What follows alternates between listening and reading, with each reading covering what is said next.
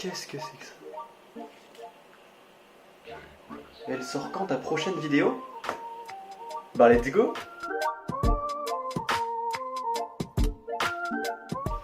Ok, donc ça fait plus de 2 semaines que j'ai adopté mon rythme de vie du confinement qui va peut-être se prolonger un peu plus au vu des annonces qui ont été faites ces derniers temps. Mais voilà, maintenant il est temps de faire un point sur comment ça s'est passé ces 2 premières semaines et ce qui a été et ce qui n'a pas été. Donc voilà, j'ai essayé de me lever chaque jour à 8h, 8h30 maximum, mais ça s'est pas toujours passé comme prévu. Mon premier réel matin. Jour 2, jour 3, jour 4. C'est parti pour le 7ème jour, une semaine déjà, 8ème jour. Jour 9, jour 10, jour 11. J'ai quand même réussi à aller courir tous les jours et ça fait un bien fou. Certains vont se poser la question, pourquoi on va courir? Moi-même je me suis posé cette question, vous vous posez peut-être cette question? Et aujourd'hui j'ai compilé 10 points pour vous motiver à aller courir. C'est parti!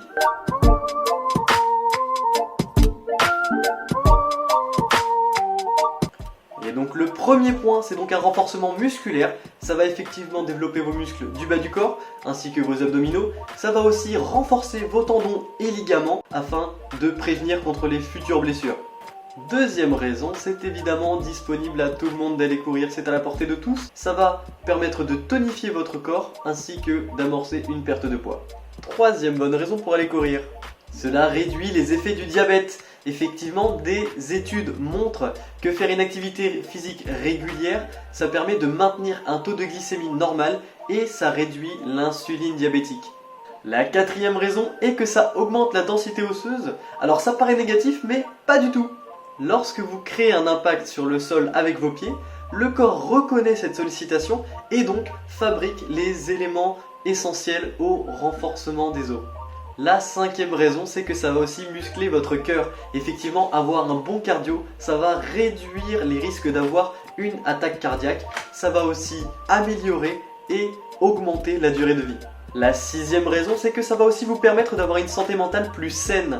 Effectivement, c'est prouvé que lorsqu'on va courir, les substances chimiques créées par le cerveau vont vous permettre de réduire les symptômes de la dépression, ainsi que les troubles bipolaires et de l'anxiété. De plus, la sensation d'accomplissement et de dépassement de soi va vous permettre d'avoir une bien meilleure confiance en vous. Septième raison, un meilleur contrôle de soi. Aller courir régulièrement améliore votre santé, donc la quantité de médicaments pour vous soigner. Du coup, ça améliore votre qualité de vie ainsi que votre santé, donc une meilleure confiance en soi encore une fois. Huitième point, prévention hypertension artérielle. Alors, qu'est-ce que ça veut dire? Je ne vous apprends rien, quand on court, le rythme cardiaque augmente, donc les artères se dilatent et se resserrent plus que la normale, ce qui permet de maintenir leur élasticité normale. Cela réduit les risques d'AVC ainsi que de crise cardiaque. Neuvième point, ça atténue l'asthme. Ça paraît contradictoire, mais aller courir sollicite les poumons et les bronches qui donc se retrouvent renforcés et donc cela diminue le nombre ainsi que la gravité des crises. Donc voilà, courir ça permet aussi de sortir, de prendre l'air et ça n'a pas de prix. Voilà pour les 10 raisons. Je continue donc le cycle d'une journée du confinement et donc une fois que je suis allé courir, c'est préparation du repas de midi, manger le midi équilibré, attention.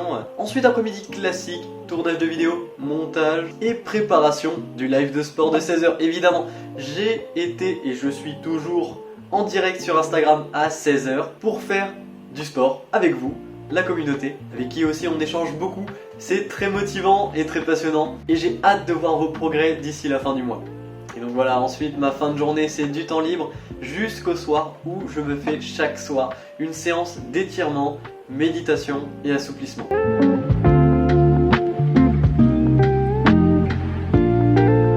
Donc pour l'instant ça se passe super bien, même si je ne respecte pas forcément à la lettre les heures de coucher ainsi que les heures de lever. N'empêche qu'il y a déjà des premiers résultats.